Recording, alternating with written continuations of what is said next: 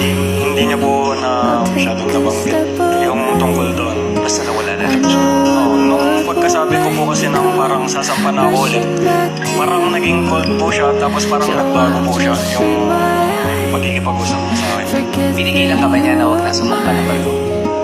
Yun din naman parang decision ko. Pero yung love language niya po kasi is physical touch, which is hindi ko kayang non-negotiable po siya na hindi ko pwedeng magawa kasi nga seaman po. Pero kung pinigilan ka ba niya, hindi ka tutuloy. Kung pinigilan niya po ako, siguro tutuloy pa rin po ako kasi yung ginagawa para sa future din po talaga.